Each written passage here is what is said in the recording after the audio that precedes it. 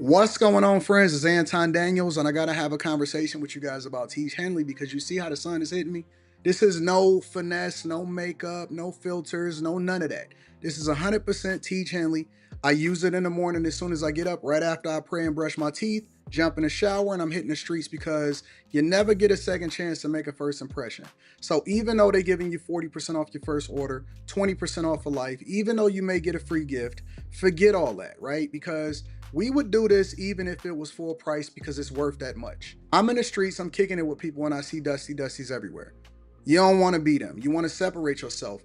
And the way that you separate yourself is self-care. Ladies get it for the fellas. Fellas don't wait for the ladies to get it for you. I'm about to hit the streets right now, and I'm feeling confident. I'm feeling great. I mean, I already got confidence, but to have that extra boost of confidence, knowing that you've taken care of yourself and you set yourself apart from all of the rest of the sheep that's walking around making bad decisions on a daily basis. And it's reflected in their actions. It's reflected in the products that they use. It's reflected in the people that they follow. And so if you're trying to level up, if you're trying to make sure that you look good, they're going to send you the pack. They're going to give you all of the instructions on how you're supposed to use it. Then make sure you get your Tiege Hanley. Again, 40% off your first order, 20% off for life. Get your free gift. Make sure you tap in with your boy Anton Daniels because Unc is never going to lead you wrong. I would never have you use a product that I don't use myself. Again, they've been rocking with me for a long time. Make sure you get your Tiege Hanley. I love you. I appreciate you. I'm going to holler at you guys later. What's going on? Is Anton from AntonDaniels.com. I appreciate you guys for continuing to rock with me. Thank you for tuning in for another edition of the Millionaire Morning Show. I am your host, Anton Daniels. It is Wednesday, January 8th, 2025, year of our Lord. Can we get a round of applause for everybody that woke up and said, you know what, this is another opportunity for us to do great things. It's another opportunity for us to do great things. The grind is real. You know, what else do y'all have to do? What else do you have to do other than to run it up and get that bag? You know what? When I see people that say, man, all you do is work or all you do is get to the money or get to the bag, what else is there to do? How long can you sit up in your chick's face before y'all start looking at each other like, so anything else other to do than to bust it down? After you bust it down, let's say you bust it down and let's say you have a good 20 to 30-minute session. And then what? And then let's say you sleep for 8 hours. So let's just give it around 9 hours, right? That means you got another 15 hours in your day. Let's say you watch TV for 2 of them. You look on the internet for another 2. And then you twiddle your thumbs for another 2. And then you go use the bathroom from another 1. You got a whole nother 8 hours. What else do you have to do than to run up a bag? That's all I'm asking. That's all I'm asking. What else is there to do than to be productive, be happy, and get to the money? That's all I'm saying. Like, is there something else that you're doing that's so impressive? I would encourage everybody, and I got a new video that's coming out in the Patreon this weekend, and then we got Stock Club coming up right after that. I would encourage everybody to do a real life assessment of what you do with your time every day. Real talk. A real life assessment of your 24 hours and if you effectively use it. Now, I got a video that's inside of the Patreon of how it is that I spend my days. You can go back and watch that. I might even do a revised version of it because I'm not in corporate America anymore. But then in addition to that, I'll show y'all how I manage my calendar effectively to make sure that I'm getting the most out of my day. It's not that I am so much better than anybody, is that I'm very intentional with how it is that I use my time. And I don't think that most people are manifesting greatness through being productive with their time and managing a calendar effectively. And let me give you all this other tip. I don't know anybody, and I mean nobody, from the people that I coach to the people that are friends of mine that are incredibly productive and doing well in their life. I don't know of one person, not one, that does not utilize their calendar like it's like their calendar is more important than the money that they make. Their calendar is more important than the kids that they have. Their calendar is more important than the women that they deal with on a regular basis. So if you guys are not living and dying by your calendar and you just winging it every day, that's the reason why your budget is messed up. because people that are not intentional about their money and don't manage their money through a budget usually have money problems. They have financial problems. It's not that we're financially illiterate, we're financially not intentional with how it is that we use in our dollars. And if you don't know where your money is going, it then nickel and dime away. It's like death by a thousand cuts. And that's the same thing with your time. You sit there, you chill, next thing you know, oh man, you know what? The whole day then went past. You know what? I'll deal with it tomorrow. It's a mindset. But when you start to adjust your mindset to start being intentional with how you plan and manage your time and doing things effectively and is around other people that are productive, if you see somebody that's around you and they super productive all day and they doing stuff and they listening to the Millionaire Morning Show at the same time that you listening to the Millionaire Morning Show, but they at work. Y'all listening to the show. What'd you do today? Oh, I listened to the Millionaire Morning Show. Me too, but I was making money while I was doing it. They had me on in the daycares. That's why I can't curse anymore. They had me on in the churches when they preparing their stuff. They be stealing my messages so they can get the sermons to their kids in a congregation. They had me on in the truck. They multitasking. They moving, baby. We moving. You know what I'm saying? They not listening to music. They listening to things that add value into their life. They listen to podcasts. You know what I'm saying? They do audiobooks. There is a mindset and a way that people that are productive and run up a bag and do awesome things, it is a way that they operate in life. And if you don't have that, if you haven't trained yourself, if you are not intentional with how you do that on a regular basis, then you are going to fall behind. And it's not that people are better than you or they got more than 24 hours than you. I just utilize my time effectively. And how do you get so much done? It's like you all in the same place at the same time. No. Yesterday I live streamed from Vegas. Today I'm in Detroit. I live streamed from Vegas in the morning. I did the after hours last night here in Detroit. Guess what? I had a 4-hour plane ride. During the plane ride had Wi-Fi. You know how much I got done on a plane before I even landed? The show was planned, everything was produced. I was sending out text messages, taking care of business. I'm super comfortable. It's the reason why I buy first class, not because, oh man, I just need to have all of the luxuries. It's because I need all of the space in the room to move my laptop over here. I put my iPad over there. I got one ear, got, you know, my Apple AirPod Pros. The other ear I'm listening to the lady. I took a shout out to the person that I took a picture with yesterday, and shout out to your father. She was the flight attendant, the lady that go back and forth and get all of the stuff.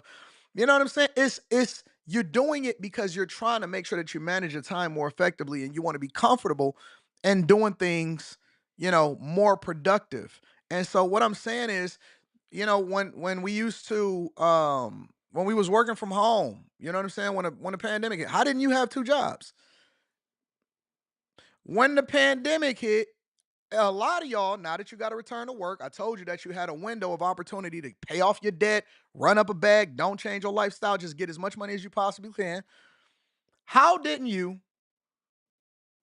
How didn't you run up a bag during the pandemic? You were working from home. You didn't have nowhere to go. You couldn't travel nowhere. You was stuck in a house. Skip it. Let's go ahead and get two jobs, three jobs. The 8 hours got to be used somehow. You only really working for two or three of them. I might as well use that whole 8 hours to do two or three different things at the same time. Okay, cool. We gonna run two bags up. If we can get two, why we can't get three? If we can manage our calendar effectively. If people that didn't take it, y'all was just sitting there having sex all day. That's all y'all was doing. Anton only think about money. You only think about sex. You got boxolitis. That's what I call it. Boxolitis. You have boxolitis. How wasn't you? I look at people that are broke for extended periods of time as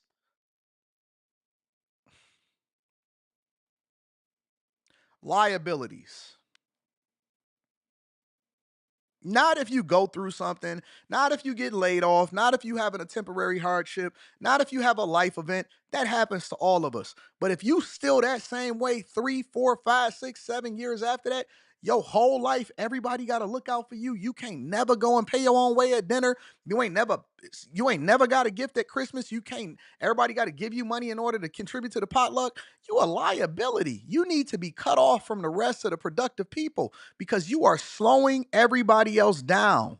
Honest to God, if you are for the extended period, if the only thing that you ever think about is box, if the only thing you ever thinking about is smoking, if the only thing you ever think about is hating on other people, if all you do is watch other people and type hard in the comments about what you don't like about them, but you're not taking none of the gems that they give you, because you're still spending your time.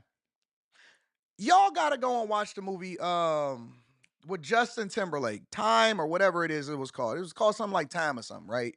That movie mentally changes your perspective about what you're doing on this earth every day. It should. It genuinely should. Because if you knew when your expiration date would be, how much more productive would you be about taking care of business, doing the things that life, you know what I'm saying, is meaningful in life, all of that stuff. You wouldn't sleep your day away. You would not sleep your day away if you knew what your expiration date was. You wouldn't sleep your day away. You wouldn't be unproductive. You would be a lot more meaningful in your relationships. And the content that you take in on a regular basis, you would be a lot more careful because you would say, you know what, that ain't worth my time. It's called Out of Time. It's called Out of Time. In Time. It's a great movie. We have to be more productive with the things that we do. We have to be careful with the people that we allow in our lives. We have to be very intentional with how it is that we take care of business every single day. Every day we leave it on the floor. Every day we leave it on the floor. Say it with me. Every day, time dog, I'm leaving it on the floor. The amount of time, if I got to be at work, I'm not sleeping at work. I'm getting to it. I want to get this done, get this done, get this done.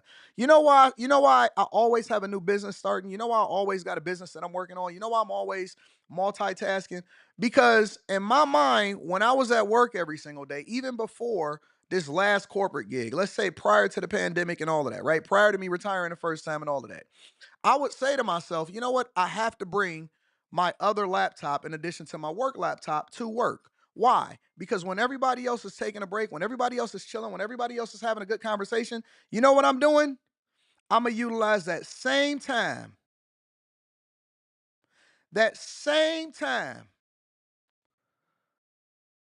to be incredibly productive. I'm going to build my business because I'm only going to be doing like 4 hours worth of work in corporate.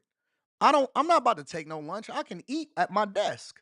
If I gotta be here, I'm gonna build this business while they're paying me to do my regular job. If I'm going to be here, come on, man. Come on, let's kick it, y'all. If I'm gonna be here, I'm gonna build this business while I'm doing my regular job. I ain't got nothing else to do. They paying me to be here. They're paying me to be here. Your 8 hours is different than my 8 hours because the way that I break it down is I say that what is the value of my time? The amount of money I make per year divided by 8,760. What else you got to do? If it's not productive, if it's not adding value into your life, what we talking about? So y'all just be chilling for the sake of chilling, just sleeping for the sake of sleeping. Right after I got off the live stream last night, shout out to Molly, shout out to everybody that's kicking it. Right after I got off the live stream last night, I think it was like 1 o'clock in the morning or something like that. Went into the garage, put the trickle charger on the car, made sure that the cyber truck is being charged. I shoveled the snow, not even, it wasn't even really snow. It's like a little coat. Did the driveway, poured the heat pellets on there so that the driveway could be completely clean. Then I made sure that I had things uploaded while I was doing that. So I was downloading the show so that I make sure it uploaded into the cloud so that my editor can then take it and chop it up and then schedule it out to be, you know what I'm saying, dropping different clips for the stuff that was absolutely awesome that we talked about last night. Why wouldn't I be having stuff uploaded? Why wouldn't I have stuff? I'm pretty sure y'all know that all while I was live streaming last night, all while I live streamed during the Millionaire Morning Show, stuff be dropping on other channels while I'm on a live stream. What we got to do? What else we got to do? Anton, why you started the fourth channel? Why you got the fifth channel popping? What else? What else is there? What else are you talking about? I ain't even got to go to corporate America no more. I ain't got nothing but opportunity in front of me. When I see guys that don't have no children or they get divorced, come on, let's talk about it. We gonna get there. We gonna lead with prayer. We gonna get there, but let's talk about this money real quick. When I see guys that get divorced or when I see guys that go through breakups, and let's just say worst case scenario, your chick take your kids and you can only see them on a weekend. And then they be sitting there crying to me, man, I said, so what you doing right now? I'm just sitting here, bro. I'm just sitting here on the phone getting this coaching call. All right, so what you got up later on today? I don't know. Like, what? What you mean you don't know? You mean you ain't got nothing slowing you down? What you mean? Don't She thought she was doing something about taking the kids, right? Yeah, you don't even get a chance to even have that conversation until next month when y'all go to court. You only getting them on the weekends right now, right? Yeah. Like, you ain't got nothing but time to go and get a bag. What you sad for? This is your opportunity to get ahead of everybody. See, I got a daughter that I gotta go deal with later on today. I gotta go to parent teacher conferences. You ain't got nothing to do, dog. What we doing? You mean I could work for 24 hours a day, 7 days a week? I could work all day. I ain't got to be slowed down by this nagging chick no more. See, I look at everything as a glass half full opportunity. Hey, yes, baby, I'm so happy to be here with you. I love you. And when I'm not with you, I'll be like, babe, I miss you. Type, type, to type, to type, type, type. Babe, I miss you. Go take care of business, business, business. Let me go and run over here and check on this construction project. I'm trying to be doing. What you mean I'm just sitting around moping, thinking about you? I forgot we even broke up. I forgot we was having a problem. See, you don't want to be mad at me in a relationship. Because I'm not the type of person to call you and try to make up with you. And it's not that I don't love you, it's that I'm productive. Dang. She mad at me. She left. Well, time to go get a bag. I love you. And then you'll call me like, what? So what? You just gonna let 3 days go by before you contact me? You know what? Time got away from me. That is the honest to God on everything. On everything. On my dead father, that on my daughter's life, that is my personality 100%. So what? You just gonna let 2 or 3 days go by without talking to me? I be trying to find an excuse as why I ain't called you. I'm sorry, I was getting to the bag. I was getting I'm a chaser. I'm I'm a bag chaser. I'm the president of the bag chasers. I'm not only the president, I'm a client. I'm a chaser. I'm a chaser to my heart. If you think, listen, let me give all of y'all hate watchers and the people that's looking to react to some content. I'm gonna give y'all a little bit of content right now. No woman, and I love everybody in my life. I love my daughter, I love my mother, I love my wife. I like everybody. Everybody. No woman will ever come before my bags. You can accept it or you can move on. Everybody in my life has accepted it. And not only did they accept it, they're happy about it because they say, you know what? This could work out for all of us. This could work out for all of us. For all of y'all that say, oh, you need to be a great, better father by being around your kid more. No, I don't. No, I don't. You see me when you see me. You better take advantage of having me here when you got me, because when I'm gone, I'm out. Y'all better start giving these chicks some alternatives. Hey, listen, I know I'm not here a lot, but when I'm here, you want to sit here and whine about how you miss me, or you want to take advantage of the fact that I'm here? Come on, let's go have a good time. Y'all ready to go? Let's go have a good time. My daughter know when dad get here, All hands on deck. Let's have a good time. Daddy here. Because when daddy gone, you know what my daughter said to me the other day? Come on, I'm going to give you a little bit of fodder. You know what my daughter said to me when I came in last night? She said, Dad, what is going on? I said, what you mean? She said, I didn't even know you was in Vegas until I checked my Find My.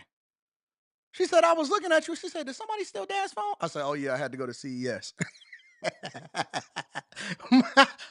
On everything. She said, Dad, I didn't even know you was in Vegas until I checked the Find My.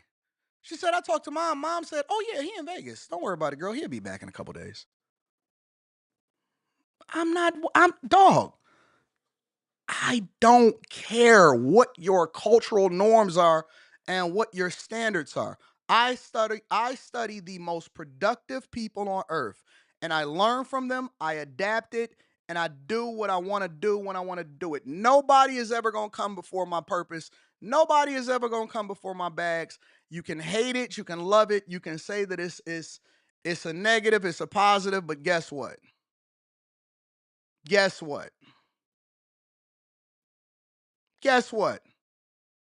While you over there, happy feet, while you over there praying for God to send you some money,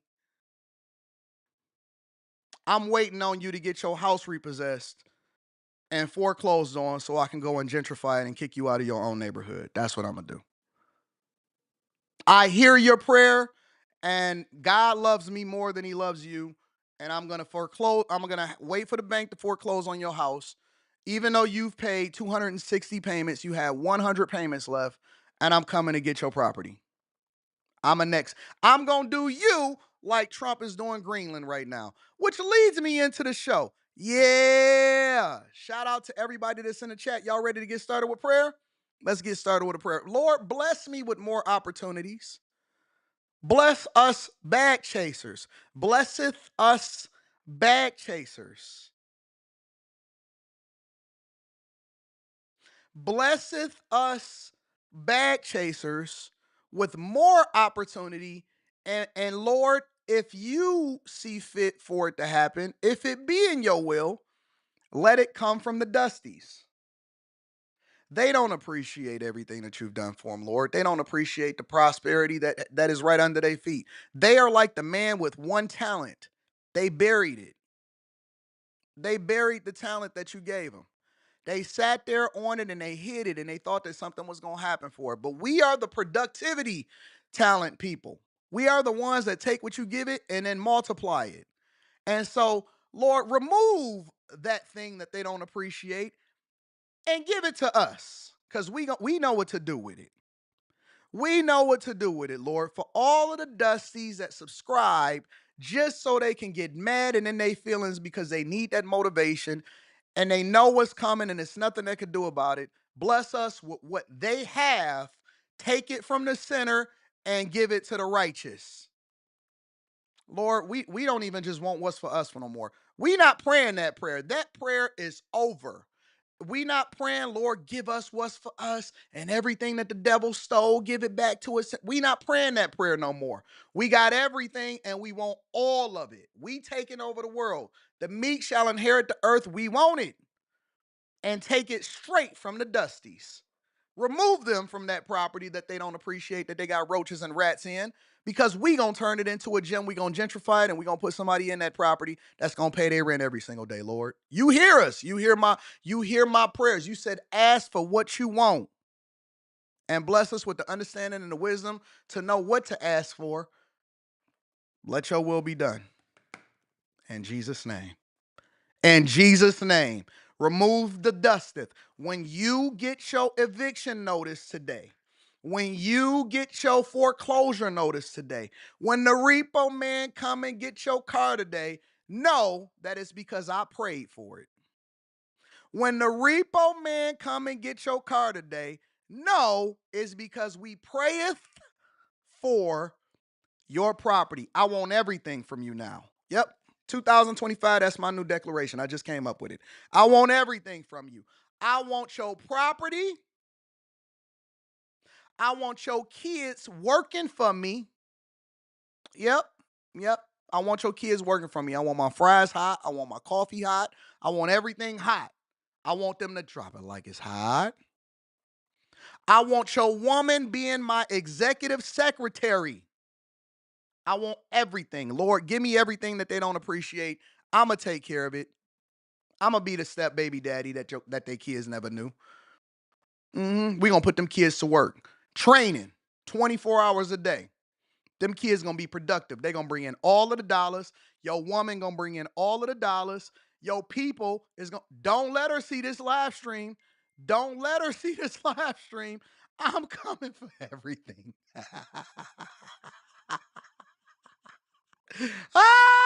Well then hold her. Protect her. Keep her out of the way. You better take her, send her home. Don't let her meet me in the streets. Because every single one of them say, oh, can I flick it up? Can I have a picture? Yeah, you can flick it up.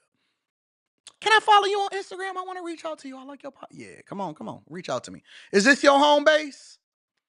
Is this your home base? Did you fly here? Is this your home base or is this a temporary stopover? I got a new studio.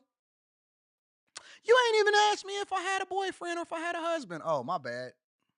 I figured you would let me know if that's what you wanted me to know. That's what I'm going to tell her. That's exactly, I'm not showing grace, Keith. I'm not showing no grace. Listen, the spoils of war goes to the winner. The spoils of war goes to the winner. Winners are the ones that tell history, not the losers. Not the losers. Be mad, be angry, or gird up. It's a competition out here. It's a competition out here. No, grace is over. Grace is for God. Grace is for God. Grace is for God. He never told us that we had to have grace. I don't remember that part of the scripture. I'm I'm, I'm open to the possibility of being wrong. I never heard that part of the scripture. Send it to me, and then I'll make sure that I come back and apologize. Grace is for God. He the only person that can give grace. I never prayed that prayer. I never asked for that. All right, y'all ready? All right, let's get to it.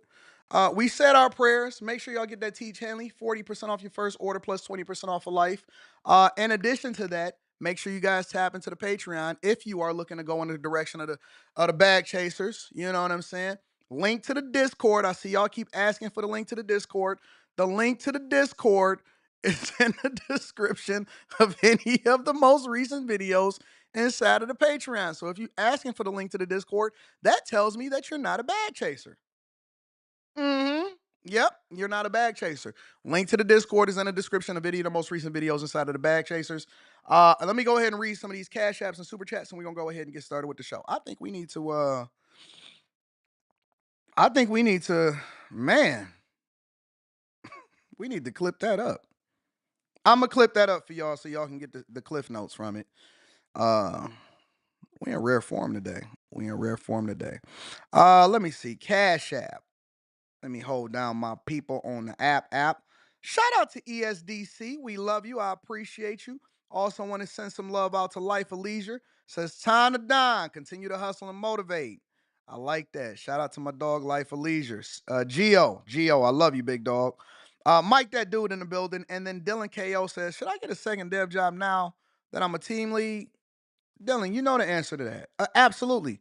I'm working on growth in the tech biz, working from home. Yes. Why wouldn't you? Now, for all of y'all that are working from home that's asking, could you get another job? Make sure that you read the paperwork that you sign of whether or not you should disclose that, because that then creates a little bit of kerfuffle and we need to have that conversation. I don't want y'all to say Anton told me to get another job. Nope. You got to be careful with how you moving, because you don't want to fumble the bag that you have to try to get another bag.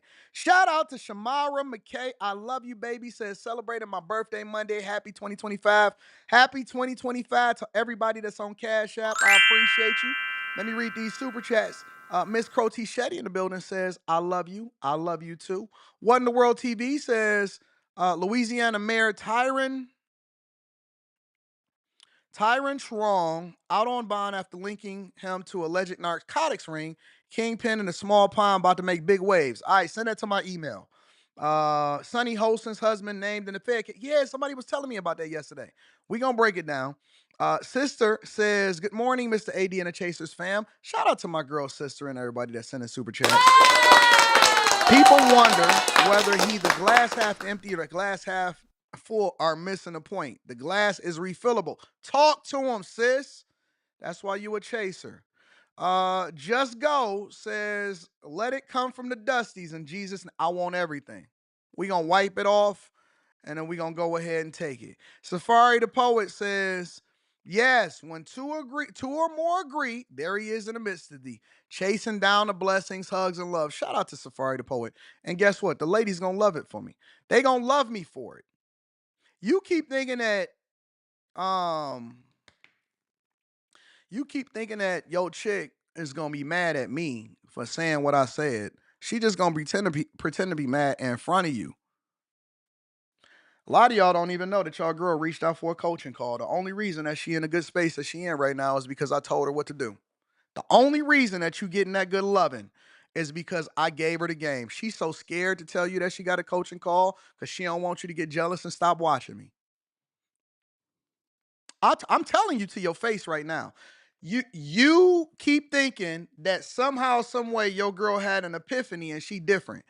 No, I'm coaching her up. I'm telling her what to do. I'm helping you get everything from her. You mad at me typing hard in the chat, but I'm the person that's helping your relationship. You're mad at me typing hard in the chat,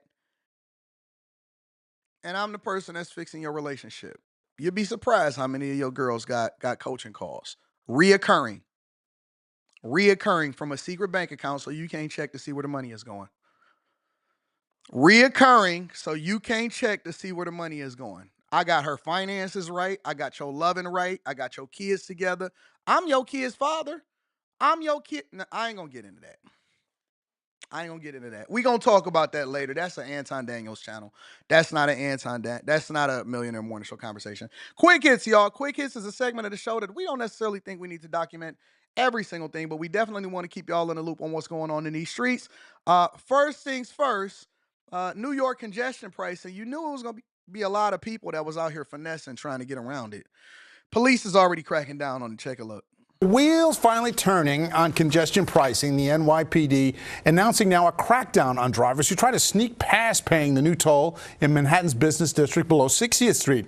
In less than 3 days since the pricing plan began, police say they've already issued summonses to drivers who are disguising license plates to get out of paying the tolls.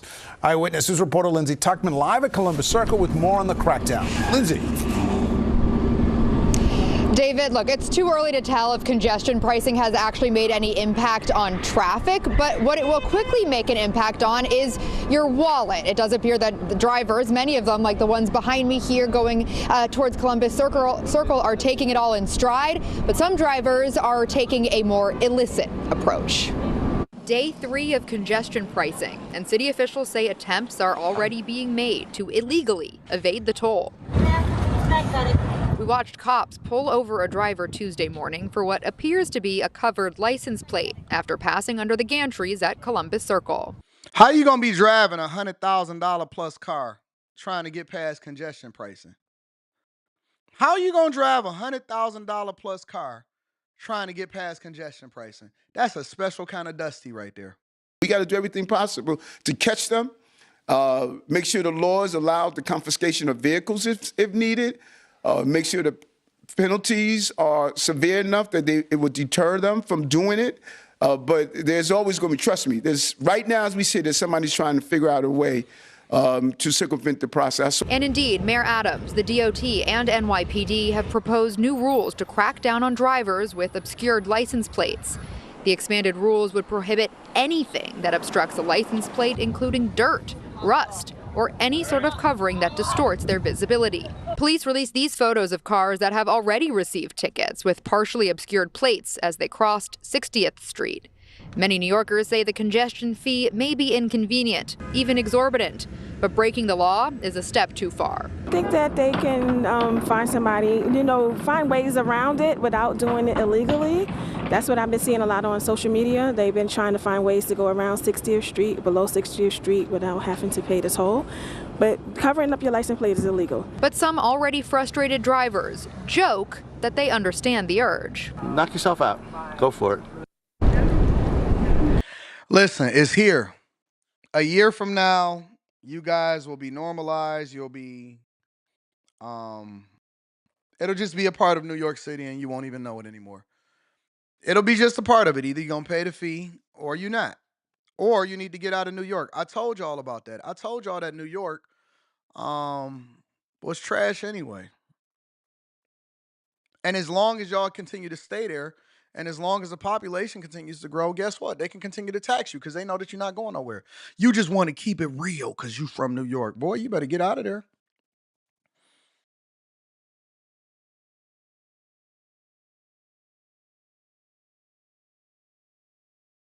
Better get out of New York City. Anyways, in addition to that, what else is happening in New York is that residents are scared and on edge after a carjacking and robbery spree. Check it out. New York cops tonight looking for the evildoer who last night turned a neighborhood in Brooklyn into a one-man crime spree. Armed with a gun, he turned Sheepshead Bay into a horror show. Who is he and why did he do this? Our Anthony Carlo trying to get some answers. A woman's struggle with a carjacker. The video hard to make out, but the screams unmistakable. It could have easily been me, yeah. Kai Mooney got home shortly before witnessing the commotion on East 16th Street in Sheepshead Bay. By that point, police were warning people to stay in their homes as they canvassed the entire neighborhood. We had no clue what was going on. The suspect, police say, armed with a gun when he tried to steal the 40-year-old woman's Hyundai Sonata. You're like minding your business because you're a New Yorker and you think someone's fighting over a parking spot when really someone is trying to fight for their car. The gunman was on a roll Monday evening just after 7. He had already carjacked a black Mercedes a couple of blocks away. And before that, cops say he robbed an elderly woman at gunpoint. Someone who lives in this building on 17th Street noticed that 70-year-old woman as she was being robbed of her purse in this lobby. He tried to intervene and then tells me the suspect pulled his gun on him. Shahid Hussein regularly visits a mosque in the neighborhood, and he's on edge tonight. How this happened? Because usually it's a safe neighborhood. And nothing happened around here. I was surprised and shocked. Police are still looking for the suspect who's armed and apparently dangerous. Witnessing an attempted carjacking at gunpoint has Kai a little shaken up tonight. It's scary. Yeah. It's really scary. You see how dark it is right here? Yeah. We're supposed to have 2 street lights, one in front that building and one in front that building, and we don't. In Sheepshead Bay, Anthony Carlo, Channel 7, Eyewitness News. I think that people are getting desperate. People are becoming more and more desperate every single day. Every single day, I think that people are becoming more and more desperate. If y'all out here, don't just assume that everything is cool. Be very, very careful. Be very, very situationally aware. And don't take anything for granted. And then last but not least, if you are a Maryland resident, look forward to these huge property tax increases. Check it out. Let me go get some water. I was shocked. I was angry. And who wouldn't be, especially when you have to open 5 of them at a time. Many Maryland property owners are starting the year concerned about their tax reassessment notices from the state. Gary Collins with the Spotlight on Maryland team has the story. The Maryland Department of Assessments and Taxation announced on the first of the year a double-digit property value reassessment increase that has some property owners thinking it may be time to move again, just to make ends meet. Home ownership and property investment, a typical American dream, has one Maryland property owner calling it a nightmare. My personal residence is over the 3-year assessment is going up 31.3%. The others, I have another rental property that's going up 24%, another one that's going up 35.3%. Chris Carper, a previous longtime resident of Baltimore City, told Spotlight on Maryland that he moved to the Eastern Shore because he could no longer afford the cost of living. The new assessment's going to put me back closer to where I was when I was in Baltimore City. And that's that, along with the crime rate, were two of the driving factors that caused us to move. The Maryland Department of Assessments and Taxation announced on New Year's Day that nearly 700,000 newly reassessed properties will rise an average of 20% in taxable value across the state in 2025. Property owners like Harper don't see how they're going to be able to pay. I'm 68 years old. I'd like to retire, but the fact is you get these higher costs, and not only in your everyday life with grocery and things, but for me to retire is not the prudent thing right now. One of the things about your real property or your real estate is that, sure, the value goes up, but you can't take that value to the grocery store and exchange it for, a chuck roast. You can't take it to the gas station and get a gallon of gas. Tyrone Keys, a Maryland real estate and financial services professional, said ballooning state and government deficits may be to blame for rapidly rising taxable assessments. Maryland has not really realized any wage growth over the past 4 years when you compare it to inflation. The key here is that the governments, local, state, and federal, they need to get control of spending. Meanwhile, back on the Eastern Shore, Carper said his family may have to make hard choices just to pay their tax bills. What does this mean for you and your family? I live 2 miles from Selbyville, Delaware, and I've been thinking about selling my 5 properties here in Maryland and moving to Delaware and not have to deal with this kind of issue. Each county charges different property tax rates that the state collects to fund many aspects of local government, like schools and services. While the Eastern Shore and Western Maryland's reassessed properties will see the largest increase in taxable values, Baltimore County leads the immediate metro area by an average of 22.6%. You know what the problem with this whole thing is? People are then going to get mad at the landlords for raising the rent.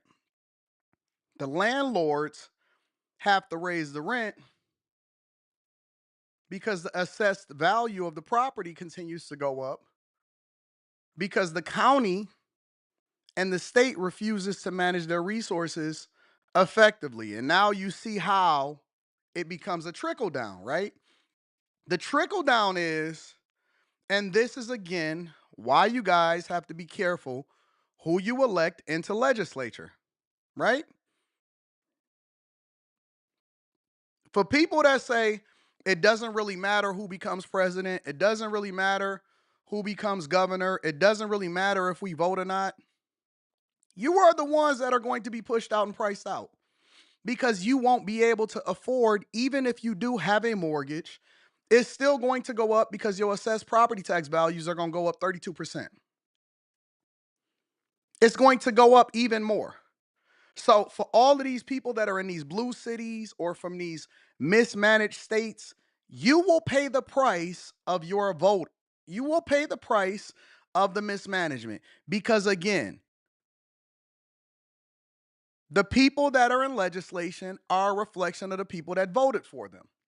So now that everybody wants to run out of Chicago and leave Illinois and run down to Texas, this is why, because they understand how things work in Texas, they say, don't turn my Texas into New York. Don't turn my Texas into Chicago. Don't turn my Texas into California, because you're bringing you with you and you're running away from a problem that you created. Ladies and gentlemen, that's your quick hits. All right. Let me read a couple of super chats and then we're going to go ahead and continue on with the show. Shout out to the Nice for Everything says, AD, I've been listening to you for almost a year and you changed the way that I look at my life. Thank you very much. And I will become a chaser. Let's chase. Let's get it. I like that. Turtle Island says, NYC is a vacation and hell now. Y'all actually going vacation in NYC? What are y'all, out of towners? What are y'all, out of the country people?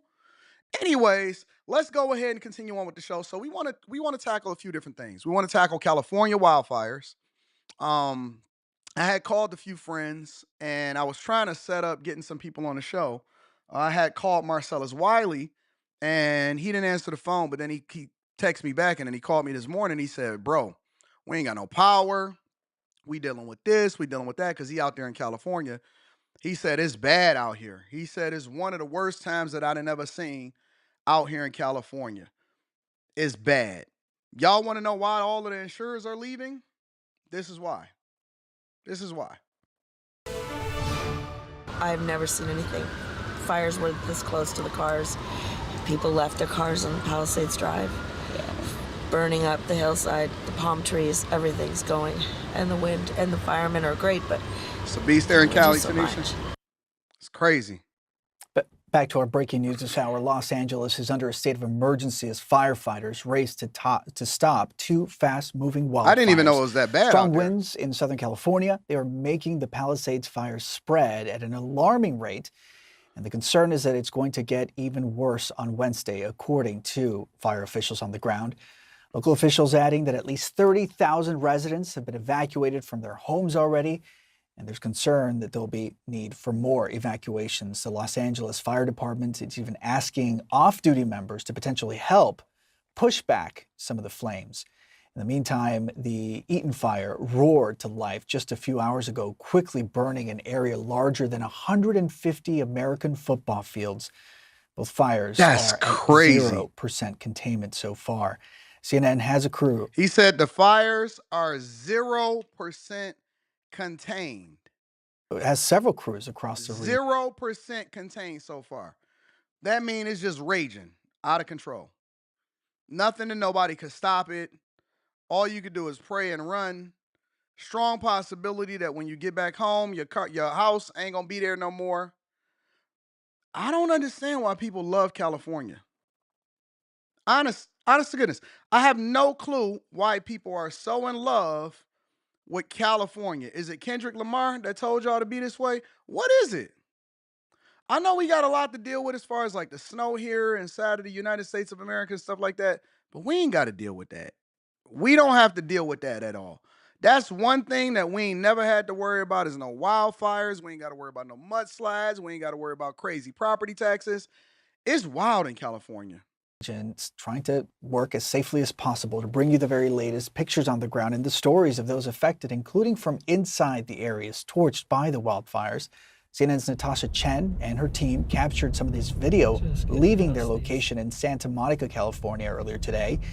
With a lot of experience on board, she says that it was, quote, the most terrifying exit that we've made from any assignment in a long time. Here's more of what she saw.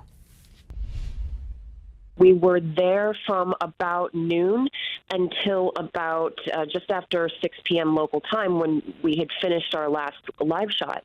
And I guess what we hadn't quite surmised was exactly how bad it had gotten south of us on Pacific Coast Highway. And that's the way we came in to get to our spot to cover the fire. And we knew that we had heard reports of the flames jumped the highway, but I guess we had not seen with our own eyes just exactly what that meant and what that looked like for us getting out of there.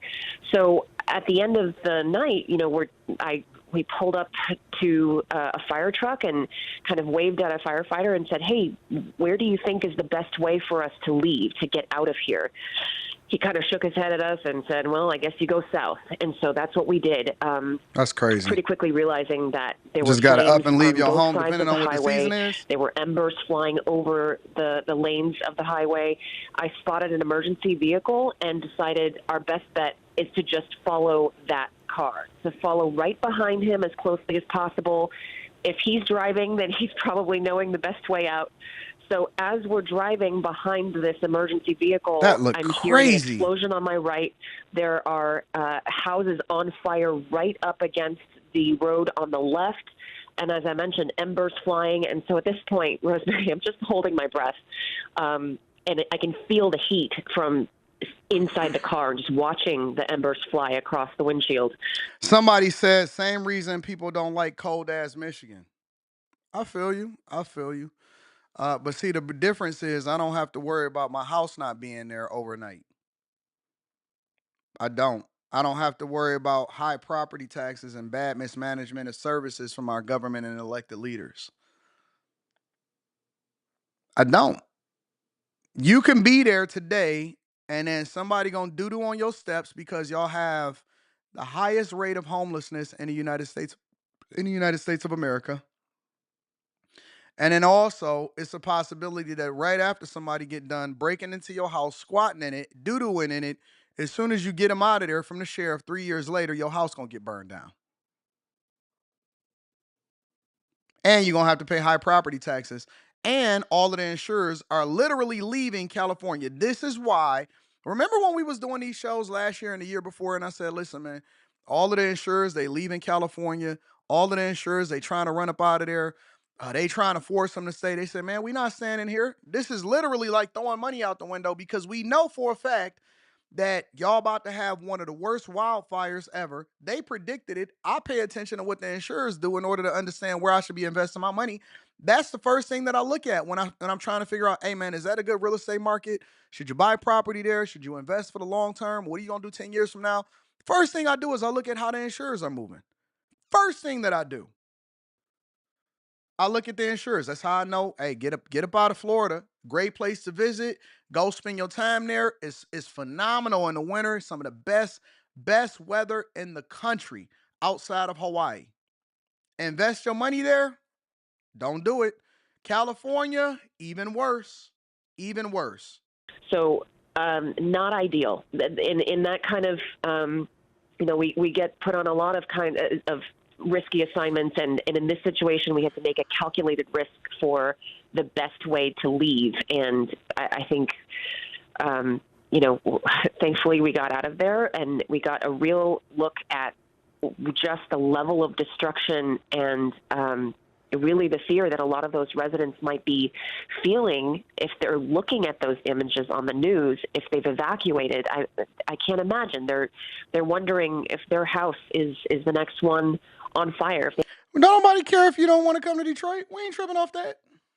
I never invited you. We don't care. Y'all got our old quarterback. We don't care. Listen, we don't want y'all liberals anyway over here in Michigan.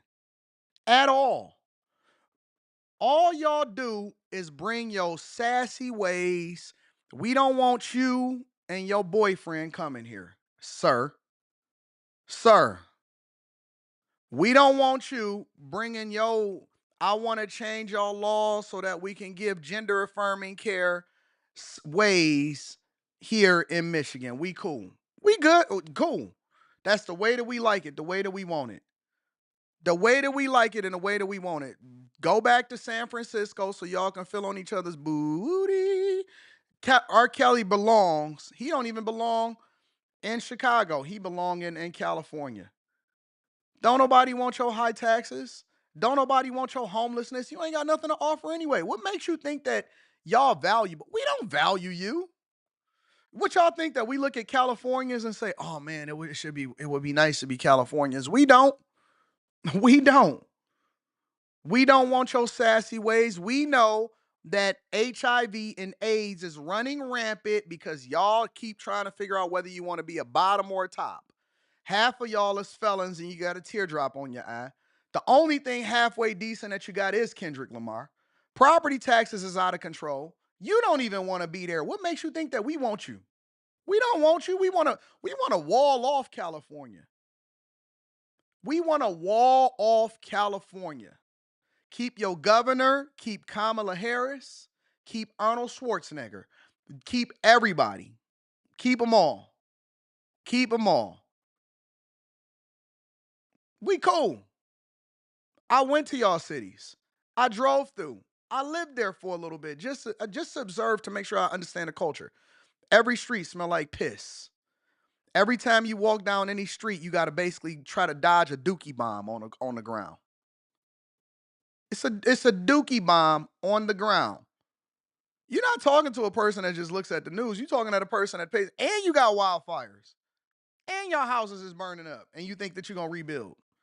Y'all so poor in California that the homelessness is so rampant that they are basically allowing for y'all and introducing legislation to allow for y'all to basically build new substandard housing in your own backyards. Y'all so poor that y'all take dookie bombs and put them on the sidewalk.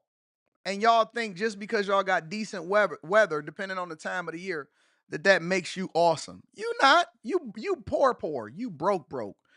Y'all got the most squatters in the United States of America. Oakland is about to file for bankruptcy. The most famous person that y'all rocking with is Kim Kardashian right now. Drake don't even want to live there no more. Drake sold his property over there, and he put his property up for sale in California. He said, skip this. This is trash over here. Y'all whole state is a POS. It's a POS. It is ground zero for migrants coming in. Half of y'all don't even have no identification. You ain't got no license. You ain't got nothing. The only thing you got to know when you go to California is to be able to say Akita Taco Bell. Akito Taco Bell. If you know how to say Akito Taco Bell, Taco Del Rio, you good. You good. You can always drive. Well, I mean, y'all got one good thing going for y'all. Y'all can go and drive by Home Depot and get you an undocumented worker so that you can go and fix your house up. Go and get you an undocumented worker so that you can go and fix your house up. Any Home Depot, any Lowe's. Any Home Depot, any Lowe's, you can drive by and go and get you a whole fleet of workers to come and work on your property. That's what we think about California. That's what we think about California. Nobody wants to open businesses there. You can go and get you a minimum wage job for like $40 an hour and see how that works for y'all economy. And y'all got an upcoming governor in Kamala Harris. I think that's going to be awesome for y'all. They have anything to go home to. Our thanks to Natasha and her team. Joining me now is Ariel Cohen, meteorologist in charge at the National Weather Service in Los Angeles. Ariel, we are so lucky to have you right now. We know you guys are extremely busy. But if you could just help us and our viewers around the world really understand what this combination of different factors has been that made this fire get so bad in the first place and affect tens of thousands of residents.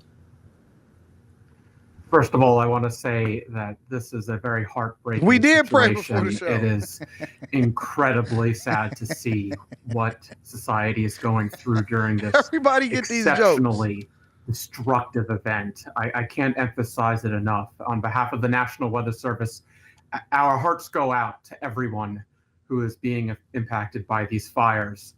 You know, we're in the midst of a destructive windstorm right now, a once in a decade or 2 decade type of wind event with winds now gusting upwards of nearly 100 miles per hour.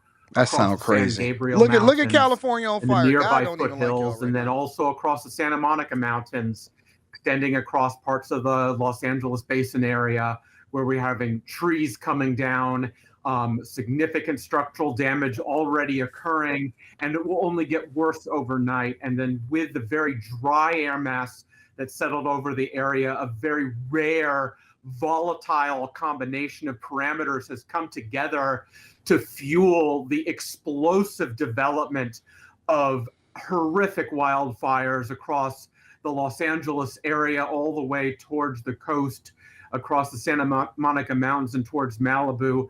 This is a particularly dangerous situation, a rare category of red flag warning that we use for the worst of the worst conditions that can come together to create the rapid spread of fires that spot miles in advance and spread rapidly, raging paths of destruction.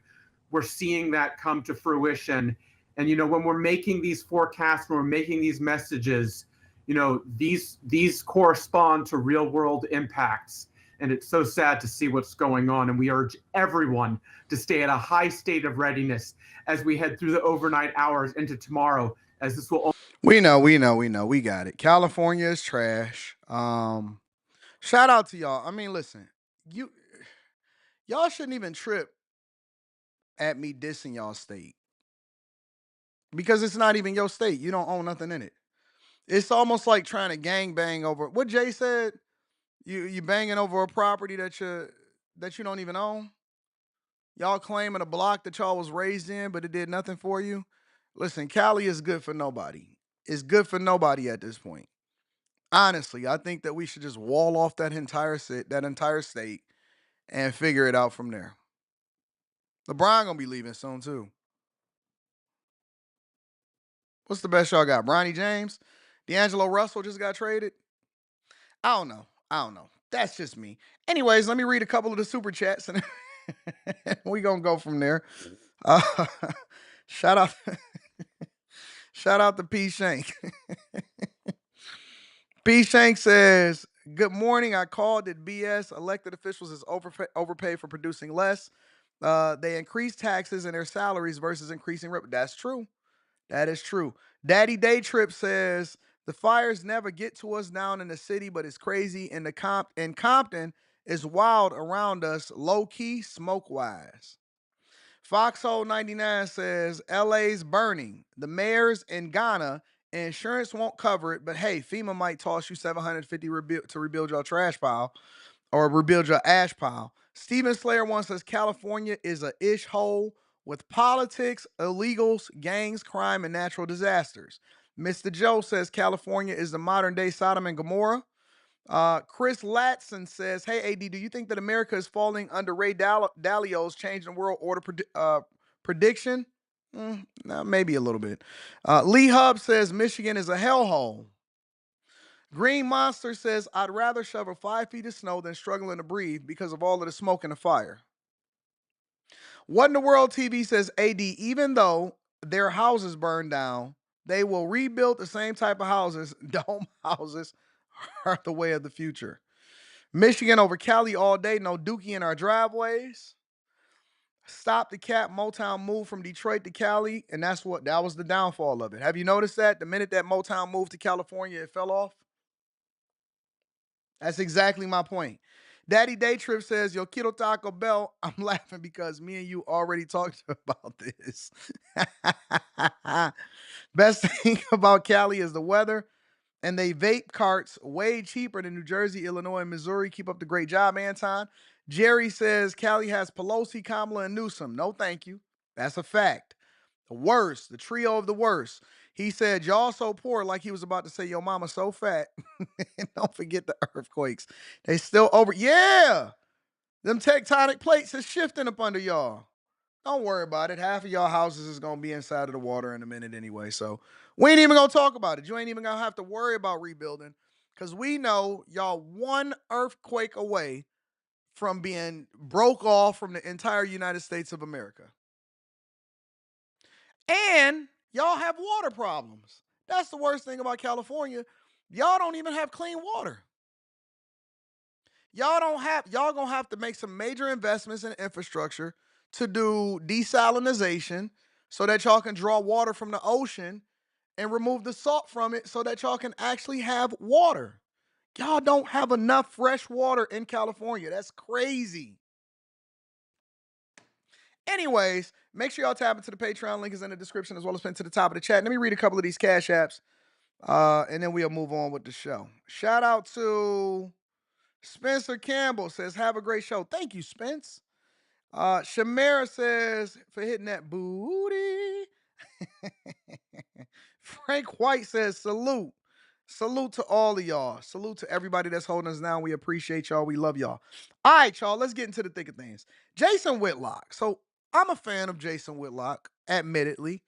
Really great content creator. Had a phenomenal career and is transitioning beautifully in 2025 with a lot of his narrative. And again, I always say that I don't agree with 100% of what Jason Whitlock says, but he be on point a lot of times. He is 100% on point.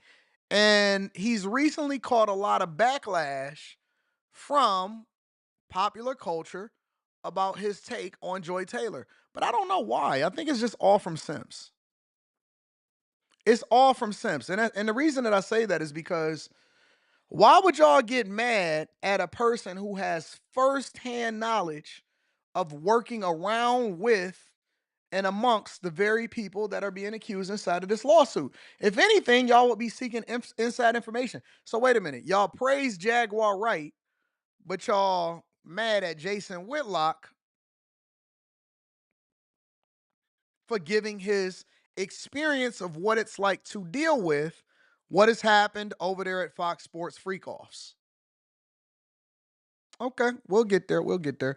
But Jason Whitlock recently doubled down on his assessment of what happened over at Fox Sports and dealing with Joy Taylor. Check it out. What's interesting and what everybody has focused in on is like, holy cow, we got this black queen out here that is basically grooming her best friend, the hairstylist, to be a sex worker within corporate America. And then we got this black queen out here trading sex for promotions. And the New York Times don't want to have that discussion because that is where the discussion is. And everybody is kind of like, woo, boy, Joy Taylor, you're out here doing podcasts and doing interviews with everybody talking about how hard you worked and how you had to be twice as good to get anything and how this whole system, and you part of this black girl magic deal. And now we get to see from your best friend, Nusheen, the hairstylist that you ran around with, that no, you got these opportunities with that big rack of yours and that peanut butter skin, and you were willing to offer yourself up, according to this lawsuit, to an executive, Charlie Dixon, and to on-air talent, Emmanuel Acho. And that you told Nusheen, hey, shut up. Keep your mouth shut. Go along with the program. This is how we roll. This is what the lawsuit alleges, that the black girl magic queen is basically in there grooming a single Iranian mother in, hey, here's how you trade sex for business opportunities. That is, I mean, listen, he's breaking it down and is being very, very direct. And I don't think that people can appreciate it because they're used to personalities online or in major media and legacy media for tiptoeing around a subject. And he's basically telling you how men see it and why men break it down the way that they break it down. Listen, even though y'all may not want our opinion on it because it makes y'all feel bad, the truth of the matter is you're never going to get it any more raw and uncut than you can straight from the horse's mouth, from a man. You're never going to get it more raw and uncut. And listen, you could say that she worked her way to the top. We can say different words like unalived instead of the S word. You can say unhoused instead of saying, hey, they just homeless and they sleeping in their car. You can try to mince the words up and make it seem nicer all you want and dress it up. When it comes back down to it, they was trading box for a job promotion and opportunity. And he's basically just telling you that straight up. And the New York Times and corporate media and the Democrats and the leftists, they don't want to have that discussion. And it's a discussion that needs to be had because it's everywhere in corporate America. Not just corporate media, it's everywhere in corporate America. And they don't want to have that discussion because if you have that discussion, then you have to broaden it out and take a wider view and say, wasn't there a mixed nut who's the vice president, who just ran for the presidency, who kicked off her political career betting Willie Brown, a man twice her age? They tried to sweep that under the rug for Kamala Harris too. You noticed that, right? Wasn't she spotted with Montel Williams on his arm at some point? Yep. What is Kamala Harris someone who went from Willie Brown to Montel Williams and eventually landed on Doug Emhoff, some Jewish dude? Isn't this a woman that's kind of slept her way to power? And is that the blueprint that we're laying out for young women? Yep. They grooming y'all kids and they teaching y'all kids. You ain't got to look no further than TikTok. The darkest place on the internet. I know we like to talk about X and all of that. Nope. Mark Zuckerberg, we're going to get to him later on in the show. He said he removing fact checkers and censorship, trying to be like X. Y'all said that X was dying. No, X is thriving. The darkest place on the internet is not even on X. It's 304 Talk. 304 Talk is the darkest place on the internet. Women, young girls, people are basically encouraging and giving tips on how to trade box for opportunity. They are giving tips on how to trade box for opportunity, and people love it. They love it. They're influenced by it. They can't wait to get into it. Girl, how did you meet him? How did you catch a whale? That's what they used to say inside of the casino, catching a whale. A whale is a guy that got a whole lot of money that's willing to make it rain inside of the casino. He willing to bet big. That's what they call them now. How you catch a whale?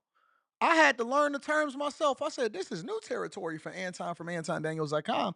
They catching whales? No, they trying to figure out how to set you up and tell you that you look good and they like you.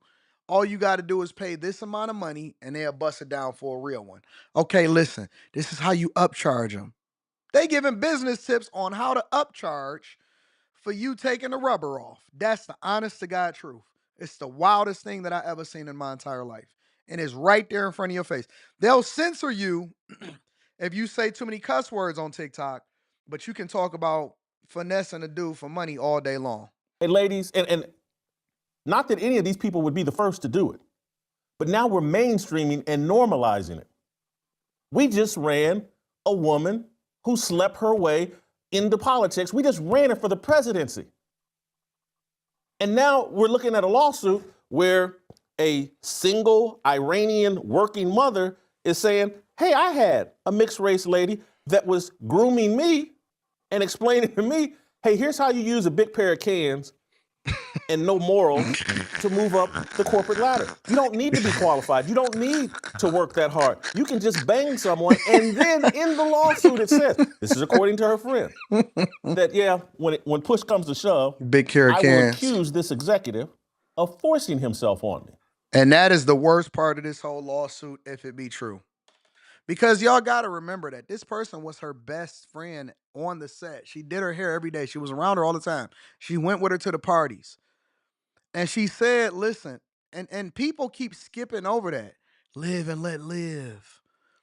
No, just let black women do whatever they want to do. It's not about black women. It's about American culture. And that we've normalized a woman being able to accuse you of anything without any proof whatsoever if she start feeling the pressure or the heat coming around the corner in less than 30 seconds. That was probably the most disturbing. Everybody was so focused on the 1.5 million. I don't believe that Skip was doing. He might have said that tongue in cheek. Girl, listen, I got an M&a-half over here just in my bank account. She took it as him offering it to her. No, he didn't. I don't believe that Skip Bayless offered that even a little bit. I believe a lot of things, but I don't think that I think that was tongue in cheek. Probably was tongue in cheek just to try to get her into bed. Probably was tongue in cheek 100%. 1,000%. But you can guarantee your bottom dollar that women have been leveraging this Me Too movement and this Believe All Women movement to accuse guys of stuff that they didn't do, even if they was doing the wrong thing. It's crazy. And that'll shut him down. And then as you walk through her career path at Fox Sports, which I spelled out yesterday, they wanted her on my show originally. I was like, nah, bad match. And people have got all upset with me for talking to you guys in a straightforward manner. That I'm spelling it out to you in a way that I hope everyone can understand. And for those of you that are disappointed with the way that I spelled it out, and particularly if your objection is like, hey, as a Christian, Jason, choose better language. I'm going to apologize to you that are sincerely feel that. But I'm going to double down and stand on it because in this moment, that type of raw commentary is necessary so that the point lands with everybody. I don't think saying that Joy Taylor has a big rack, I don't think that's profane, in my opinion. Maybe I'll listen to the rest of y'all, hit me over email, hit me over Twitter or X, and explain to me how big rack is some sort of over-the-top inappropriate word. Or big cans is some sort of over-the-top inappropriate word. Explain that to me, because you're talking to someone who's a recovering profanity-aholic. You're talking to someone who, used to say MF as a term of endearment. And I've corrected a lot of that. And anybody that's watched this show has seen me improve my language tremendously. And so I'm not ready to go there that big cans and a big rack is somehow across the profanity line. I just don't buy it. But maybe some of you all can explain it to me.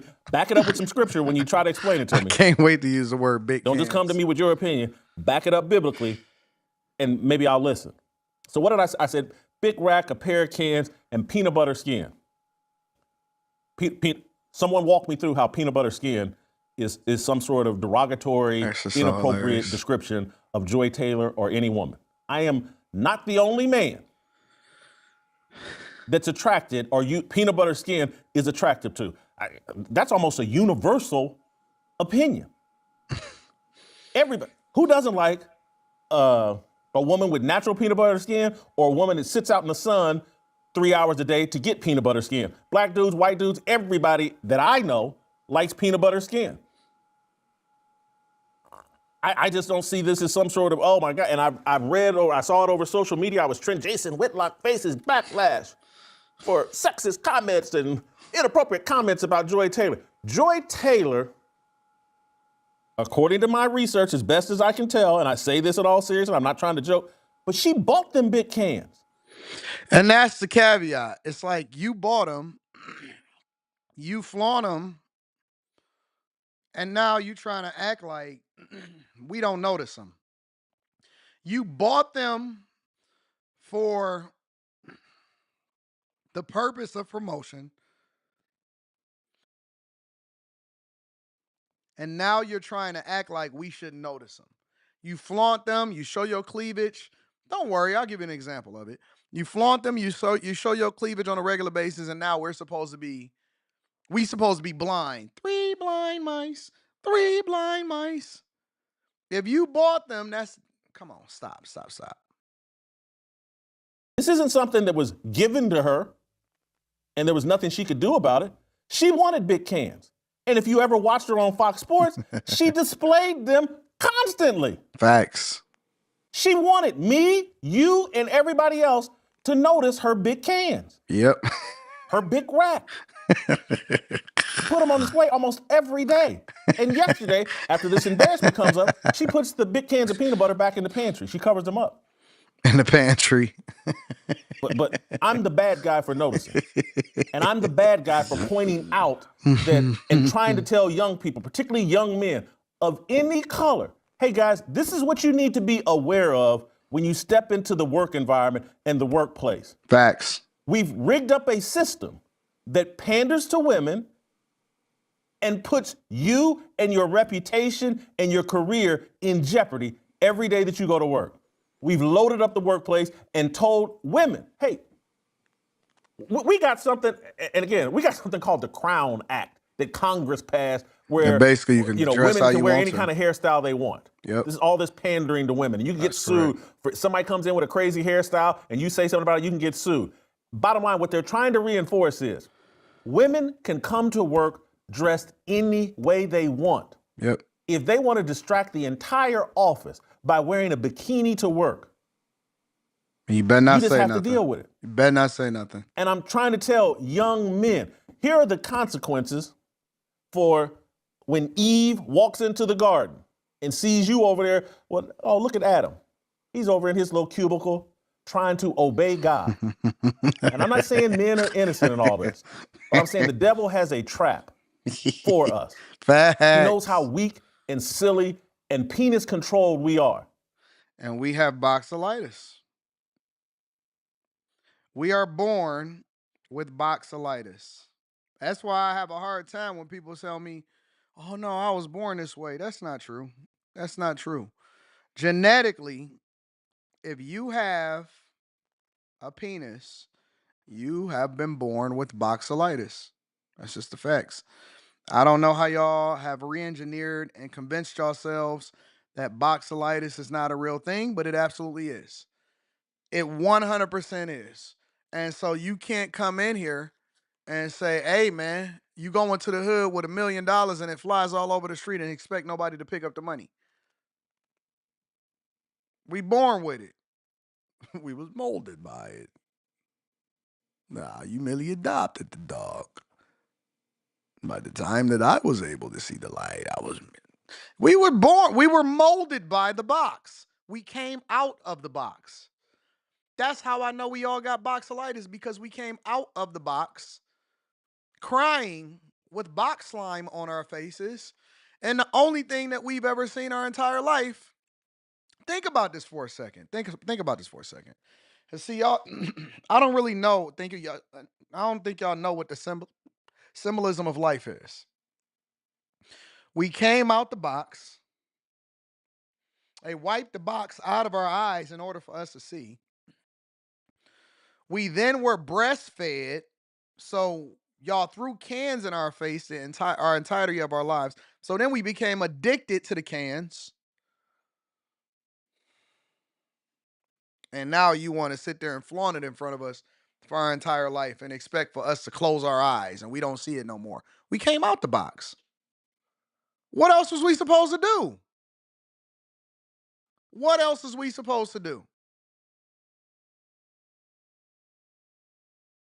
I don't see it. I don't see her. I don't see nothing but a strong woman with her cleavage down here and her dress up here every day. Okay. That's all I confessed to yesterday, is that I'm the typical idiot man. You put a big rack and peanut butter skin in front of me, and I'm capable of doing something stupid. That was my point. People are sitting out as if Jason Whitlock thought Joy Taylor would give him some. First of all, that wasn't my argument. My argument was, I know me, and I know how stupid I am. I know how weak I am. And that's why I was like, that peanut butter skin in that big rack, let me go the other direction. And that's what's called de-discipline. So shout out to Jason Whitlock for doubling down and not woke culture. That's all I know is box. We was born into it. I prayed that that be my last memory when I go. I prayed to God that be my last memory when I go. When I'm 83 years old and I pop that, boop, they're gonna have even better technology then. I pop that blue chew in. Send me off into the sunset, big dog.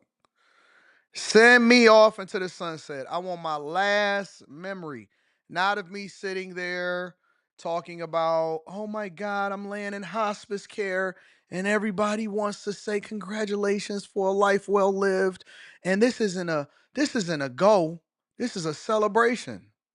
This isn't a breakdown. This is a celebration. The greatest thing you could do is send me off with boxolitis. Personally, that's all I see on my way out the door. Holding cans, boxolitis. Lord, take my breath away. It's no better send off than that. Next thing you know, you gotta try to figure out whether you ended up in heaven or that other place.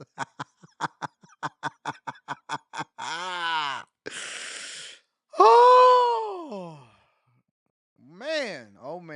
Anyways, you said coming and going at the same time for Sean King. I went there. I think that's a phenomenal way to go. Make sure y'all hit a like for the algorithm, subscribe to the channel, and turn on your notifications. Take me to the King. Take me to him. Close your eyes and then you wake up. And then God say, well done, my good and faithful servant. He said his way. We are born in the image of God. If you don't, anyways. What in the World TV says Bone Jugs and Harmony sounds like a 1999 VHS tape that we found in our dad's closet. Jerry says, at least Jason has de-discipline.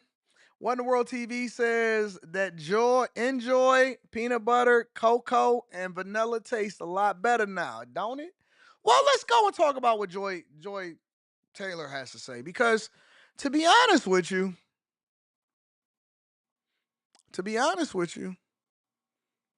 I don't really blame Joy.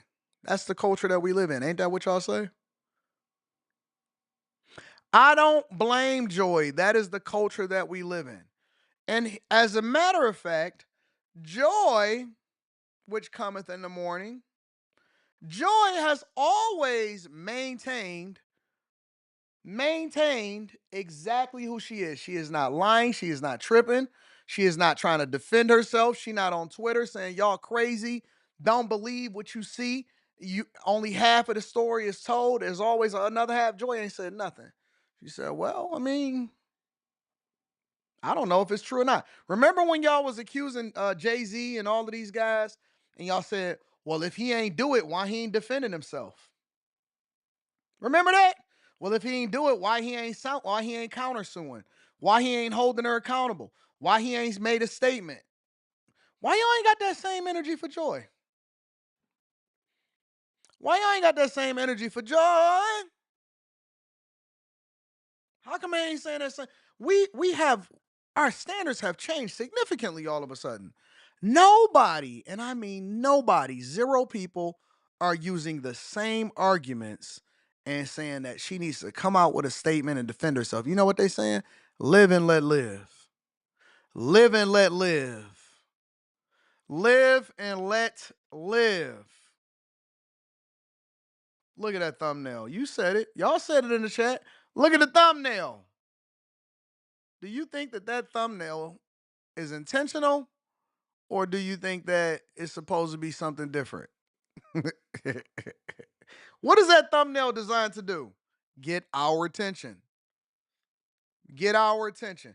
But she said who she is. I'll show you. Let me show you. Let me show you who she is. And they asked, what is the most important trait a man has to possess to date you? Confidence. Confidence.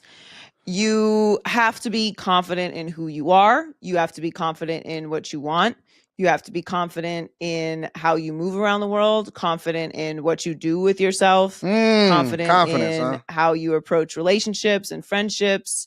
Confidence is such a key factor in dating. Joy. I am a very loud, brash, direct, outside person. I host shows. I have a big social network. I have friends. I travel. I am very assertive. I am very convicted in what I think and believe and feel. And I am also a very private, soft person inside of the relationship that I am in. There are a lot of things with me. I'm not an easy person. That can be debated, the whole easy part, but she's basically telling you who she is. She is trying to mask confidence. Confidence in the way it's kind of like love. Everybody defines it differently. What she's basically saying is don't be so insecure at the fact that I'm out here in these streets. I walk up to guys, I hug them, I'm in certain spaces. I always spend the majority of my time at work and maybe some of that time inside of Charlie Dixon's office, maybe in Emmanuel Ocho's car. Who knows? But don't be insecure. So wait a minute, you think that just because she a bad chick and all of this that you're supposed to be insecure? Well, according to the lawsuit, which this episode dropped right before that lawsuit, she had left her man in Miami and was in California talking about, I'm lonely.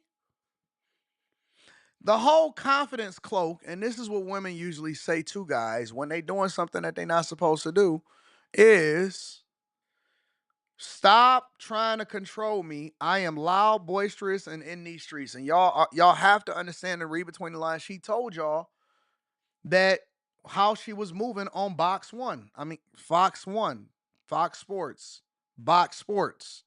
And I'm not a difficult person intentionally. That is just what I am. So in order to be with me, you have to be confident. Somebody said, I bet Anton couldn't pull Joy. Did y'all see who Charlie Dixon was? Let me show y'all who Charlie Dixon is.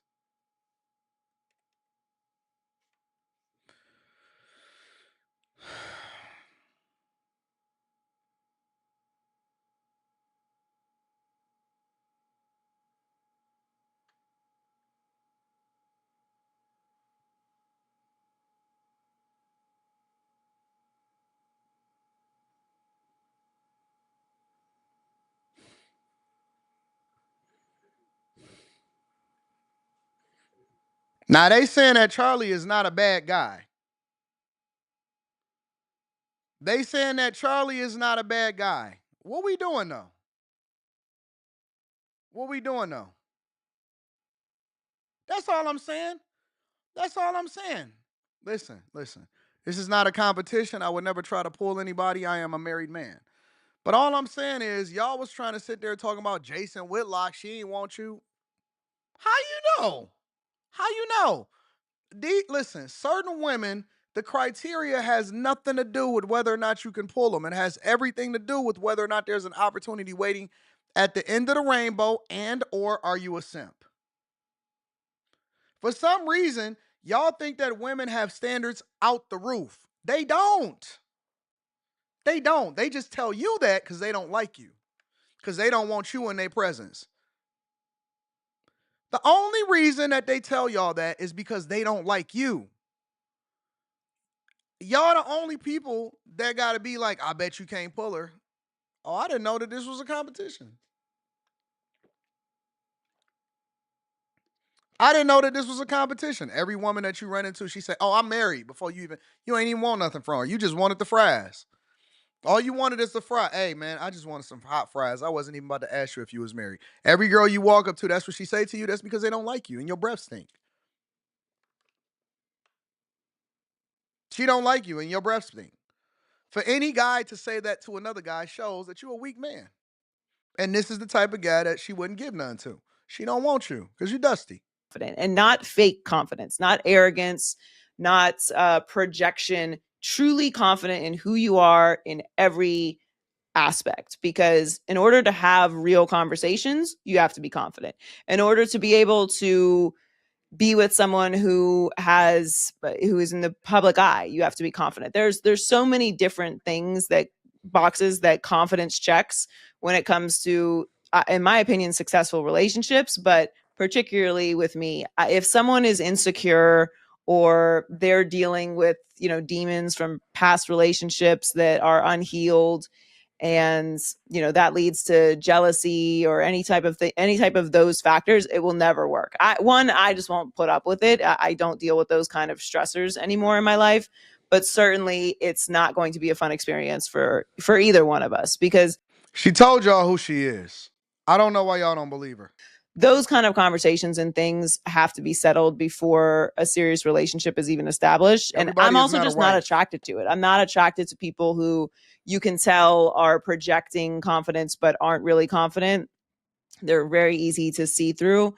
And look, everyone is on their own journey. So it's, if you're not the most confident person, that doesn't mean that there's anything wrong with you. It's just something that I think everyone should work on. Everyone brings something to the table and they should be confident in that. But she just talking, y'all. She just talking. She didn't know that lawsuit was about to come out. She didn't have no idea whatsoever. But she also going to explain to you if she would pick her career over love. And that's the biggest thing that I want to get to. I am just not going to take you on that journey. That's not going to be me. You have to come to the table confident in who you are and what you believe in, and, always have room for growth, as we discussed. But confidence, I think, is the most attractive thing that someone can be. And it is the most important thing for me in a relationship. Basically, a trait that a man absolutely has to have is a very, very confident person.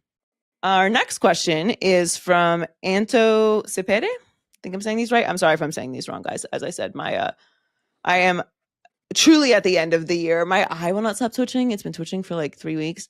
Probably not good. This question is, would you choose love over your career? I don't know if I can answer this.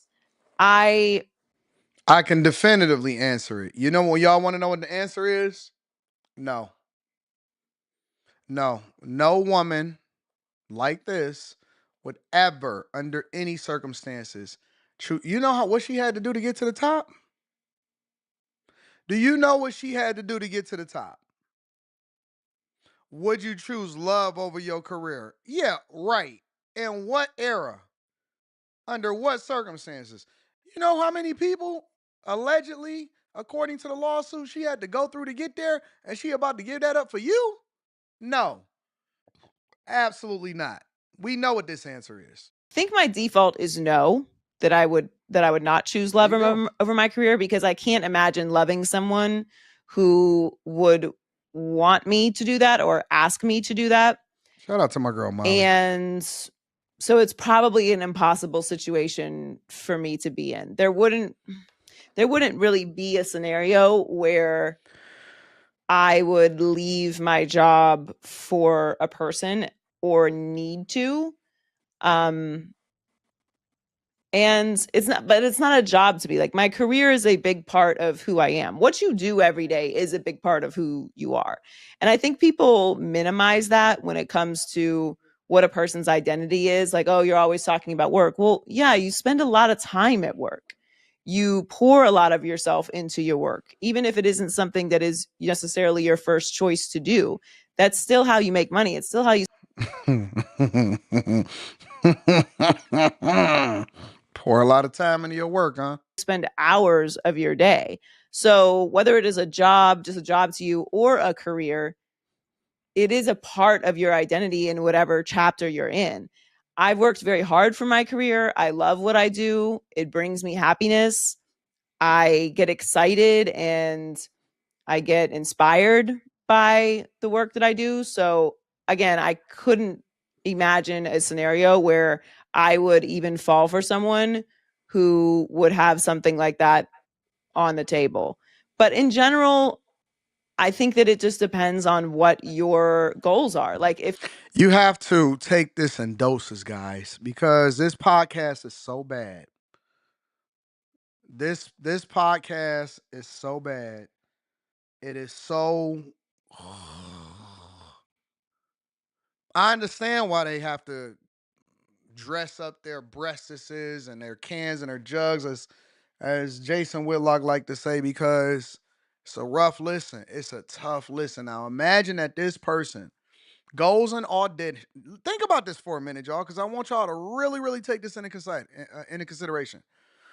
Imagine this person is going to do a table read for a new show that's across from Skip and Shannon Sharp.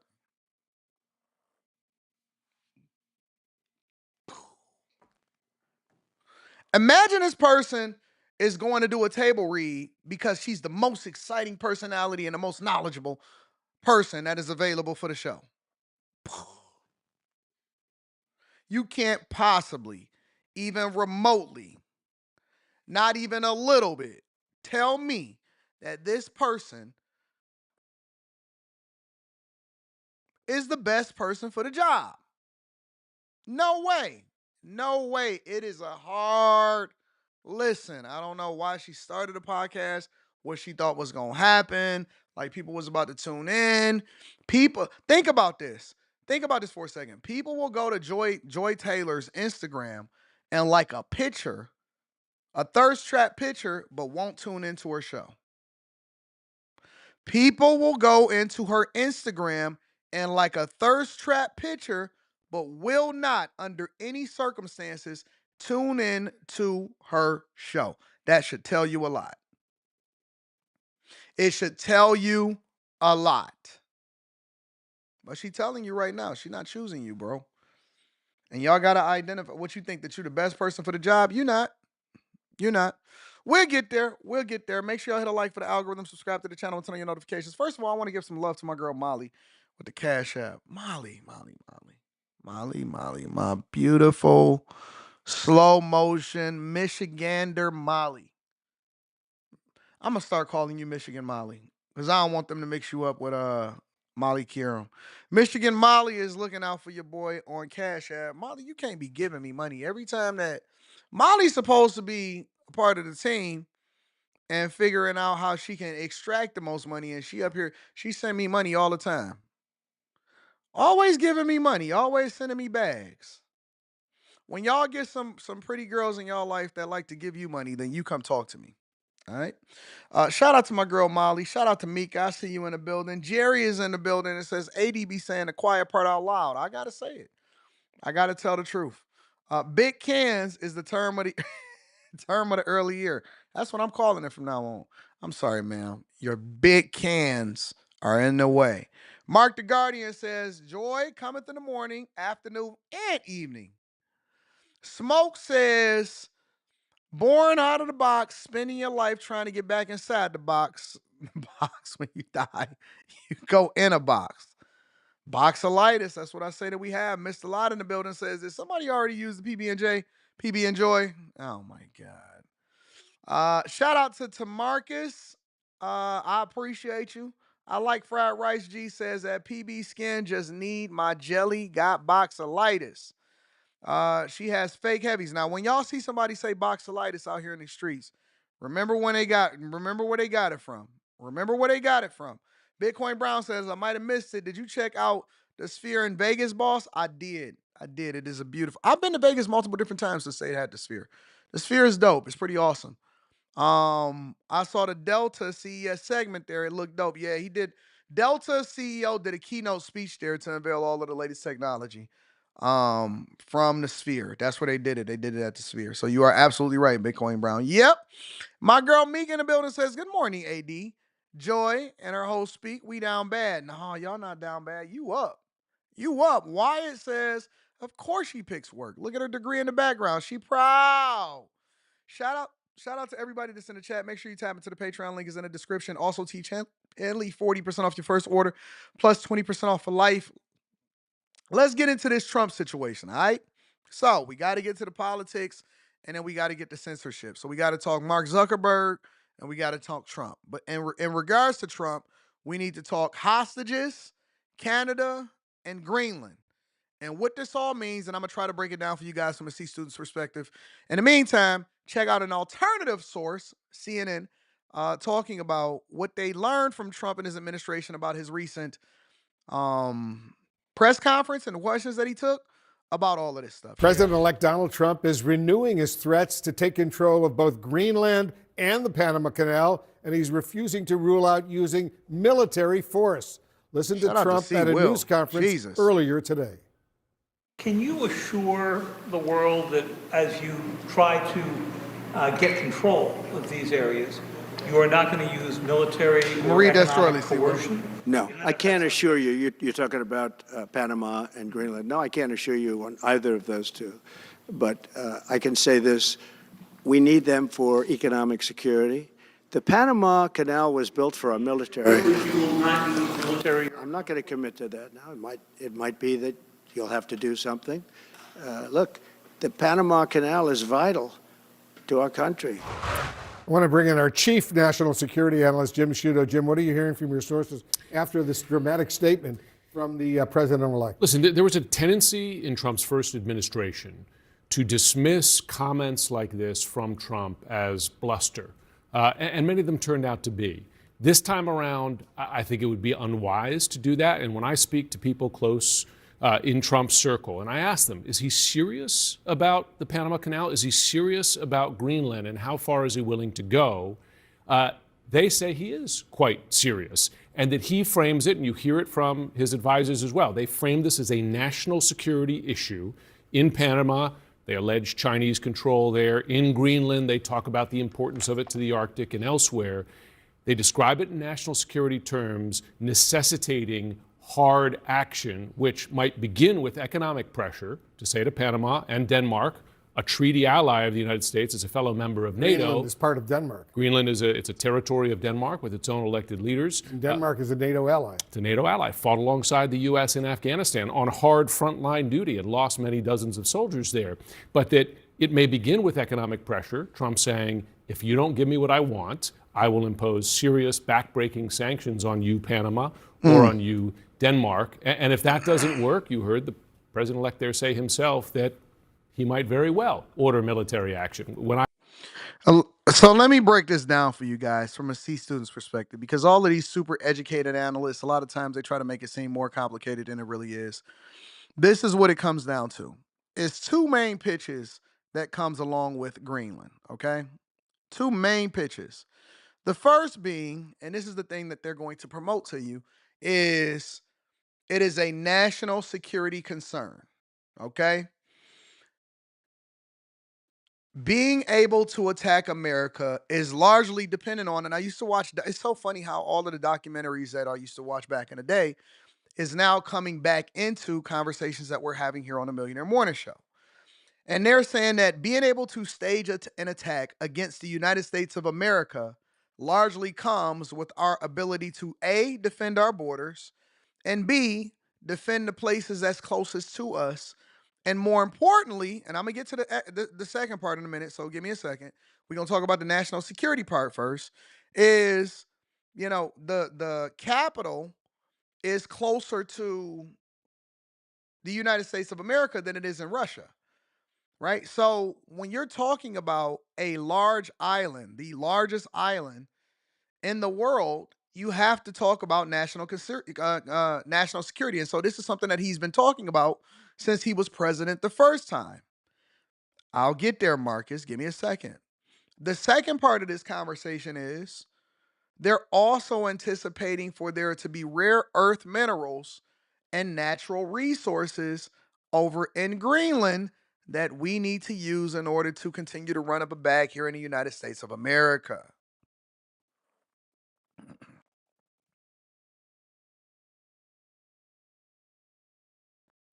The first part you can mention out loud.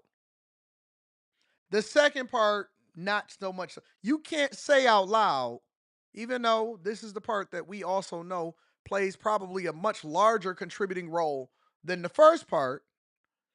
The second, you can't say, hey man, they got a lot of resources, oil, natural, rare earth minerals that we use inside of our devices every single day so that we can continue to push forward with our technological advances and being ahead of the world.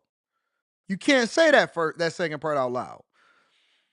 But you can say the first part. The first part is this is a national security concern, and we can't have our enemies taking advantage of what's going on over there in Greenland, even though they are an ally of us, right? So security is absolutely a concern. But I personally, in my personal opinion, do not believe that that is the main reason why we want to buy and or take over Greenland. Let's continue. I ask folks inside Trump's world whether that is serious. They say, not right now, but they're not taking it off the table. It's a money play, too. So I think it's important not to dismiss this, to take it quite seriously. And the other point I'll make, Wolf, is this, that when I ask folks in that world what his vision is, they describe it as a kind of Trump-Monroe doctrine. We got to go back to our high school history here, but the Monroe doctrine was in effect that the U.S. rules in the Western Hemisphere. And that's where the Panama Canal is. That's where Greenland is. That's where Canada is. And that he's going to push, flex his muscle here, and that he's not going to tolerate any interference or any limitations on that. And to your point, this would involve pressuring treaty allies of the United States, either economically or militarily, to give the U.S. what it wants. That's an enormous break with decades of bipartisan tradition. Enormous indeed. All right, Jim Sciutto, thank you very much. I want to bring in Trump's former defense secretary, Mark Esper. Mark, thanks very much for joining us. You previously told me you thought Trump's rhetoric about Greenland was a negotiating tactic. But hearing him now, do you take this more seriously than when he floated this idea originally back in 2018? Well, I do think we should take his words seriously, the words of all leaders. Oh, now y'all want to start taking them seriously. He's just continues to add more detail to it and flex his muscle, as Jim just said, even more. What's surprising of all the issues that the new administration is going to face in the next 2 weeks when they come in, that these would be out there being discussed for the last couple of weeks, let alone on the list at all. I mean, we're looking at a hot war in Europe with Russia invading Ukraine. Everybody's waiting to see what the Trump administration approach will be there. We have ongoing conflict in the Middle East. There's a curiosity, again, how much Trump will support Israel, and maybe more importantly in that region, how we will deal with Iran, which may be pursuing a nuclear weapon. And then you have the broader issue of China's ongoing approach trying to take the United States down in different areas. I think, frankly, that's the common thread that ties together both Greenland and Panama that we need. Here, I'll share something with y'all, because this is according to Reuters, okay? So according to Reuters, the island whose capital is closer to New York than the Danish capital Copenhagen boasts minerals, oil, natural gas wealth, but development has been slow. In 2023, a survey showed that 25 of 34 minerals deemed critical raw materials by the European Commission were found in Greenland. They include significant quantities of materials used in batteries, such as graphite and lithium, and also so-called rare earth elements used in electric vehicles and wind turbines. Greenland has banned extraction of oil and natural gas for environmental reasons and development of its mining sector. has been snarled in red tape and opposition from indigenous people. This has kept Greenland's economy reliant on fishing, which accounts for over 95% of exports and annual subsidies from Denmark, which cover roughly half of the public budget. In total, Denmark spends just under $1 billion each year on Greenland. So that is a fact. This is not my opinion. This is not how I feel. This is absolutely 100% also, but more importantly, mainly a money play. This is a money play, 100%. And then nobody is hiding it either. Nobody is hiding it. 25 to 34 important rare earth materials are in Greenland. Need to pay attention to, but again, Panama and Greenland wouldn't hit my top 10, probably wouldn't hit my top 100 right now in terms of challenges we need to take on. You served, as I mentioned, as Trump's defense secretary. How would you have reacted if he told you he wanted to invade Greenland, which is part of Denmark, a NATO ally, or the Panama Canal? Surprised, of course. I mean, as was stated, Greenland, which is part of Denmark, is a longtime NATO ally. We don't care nothing about that. We don't care nothing about that. We want everything. A U.S. military base is on Greenland. We want everything. A Space Force base and a defense missile warning radar, what we used to call Thule Air Base. So we don't have any problems in terms of access or working with the folks in Greenland or Denmark. And of course, same type of relationship in Panama. That said, I think there is some credibility to be given to Trump's concerns about the Chinese in Panama. It's certainly grown over the years. You know, in 2017, Panama changed its recognition from Taiwan to China. They joined the Chinese Belt and Road Initiative in 2018. Investments in ports and bridges and rail lines increased dramatically. They own 2 of the 5 port zone concessions in Panama. So I think we should be concerned about continued growth and engagement in China. I wouldn't consider military force, but I think certainly engaging them diplomatic and economically to make sure we can push the Chinese out of Panama is something that's very important, should be considered. In addition to that, he also spoke on Israel, Hamas, and the hostages. Between all of that, take a look. Let's deep dive into that a little bit. Major pardons, yes, please. Good afternoon, Mr. President. Please. On Jack Smith's report. Good afternoon, Mr. President. It's good to see you again. 2 questions about Syria and the ongoing war in Gaza. Let me see if I can about Syria, find the Pentagon something quicker disclosed than this. last month the U.S. has some 2,000 troops in Syria. That's almost double the number initially we were told of 900. Will you keep that troop capacity the same upon taking Well, over? I won't tell you that because it's part of a military strategy, but I will say it was Turkey. Turkey's been after that. Nobody is checking for Biden. I'll tell you that much. All hell will Before be I paid. take office. All hell must be paid if they don't release the You know what that hostages. means, don't you? Well, do I have to define it for you? Look, all No, I know hell you're not will gonna break out. telegraph If what- those hostages aren't back, I don't want to hurt your negotiation. If they're not back by the time I get into office, all hell will break out in the Middle East. Can you elaborate? And it will not be good for Hamas, and it will not be good, frankly, for anyone. All hell will break out. I don't have to say anymore, but that's what it is. And they should have given them back a long time. They should have never taken them. There should have never been the attack of October 7th. People forget that. But there was, and many people are killed. They're no longer hostages. I have people from Israel and others calling, begging me to get, we had also people there from the United States, just so you know. They're holding some so-called hostages from the U.S. But I've had mothers come to me and fathers crying, can I get the body of their son back? Can I get the body of their daughter back? That beautiful girl where they threw her in the car, pulled her by her ponytail and threw her in the car like she was a sack of potatoes. I said, what happened to her? Sir, she's dead. Like a 19, 20-year-old beautiful girl. And the way they treated her. And I just say it this very simply. Steve's got a job to do. He's a great guy, great negotiator, great person. They respect him over there already. It's what we needed over there. We have people that know everything about the Middle East, but they can't speak properly. They don't know.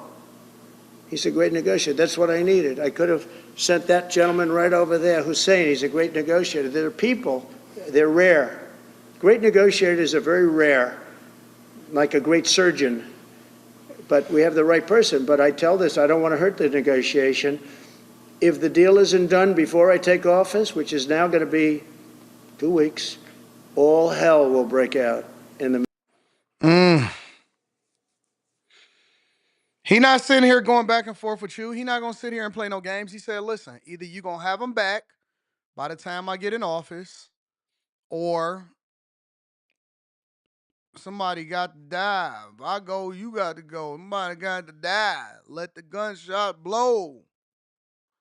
He not playing no games. The grown-ups is back in office. We're not going to sit here and go back and forth, protests, resources, sending billions of money and aid and military and box drops and all of that stuff.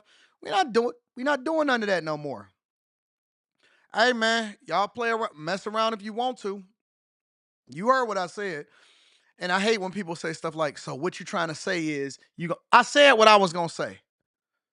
Interpret it how you will. I'm very direct in my response. The grown-ups is back in office. Let me read a few of these super chats and then we'll get over to the last part of the show. Shout out to my dog, C. Will. Good guy. C. Will says, congrats, AD, on your new year, your new studio, and your new 500K subs. I ain't even thinking about it no more, C. Will. I appreciate you. I'm over it. I was over it the minute that I looked at it. It was at like 500,028 or something like that. It was sitting up there on my analytics for the Anton Daniels channel. And I immediately was like, all right, that's cool.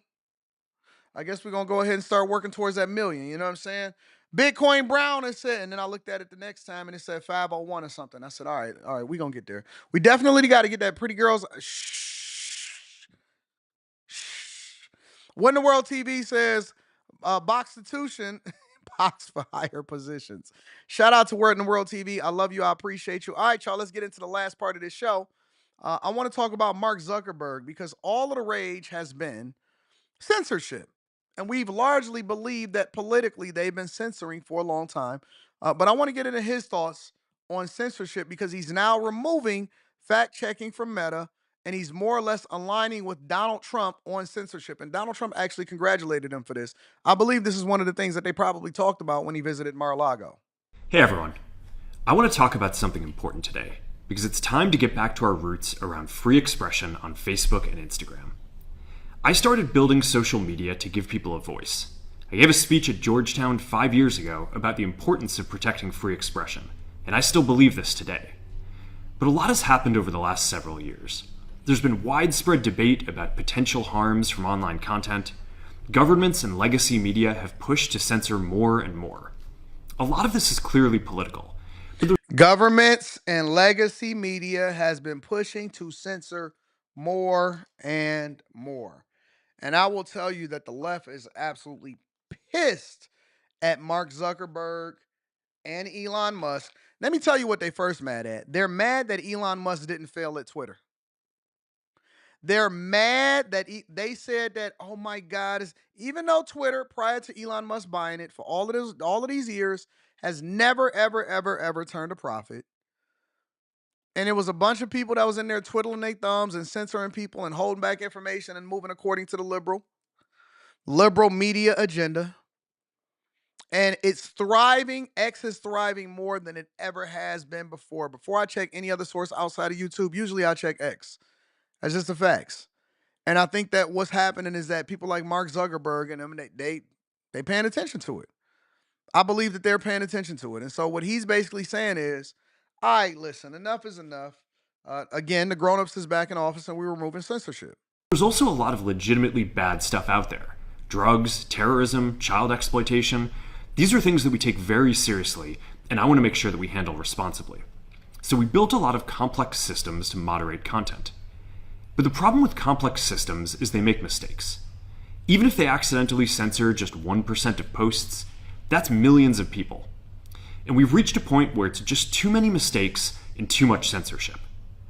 The recent elections also feel like a cultural tipping point towards once again prioritizing speech. So we're going to get back to our roots and focus on reducing mistakes, simplifying our policies, and restoring free expression on our platforms. More specifically, here's what we're going to do. First, we're going to get rid of fact checkers and replace them with community notes similar to X.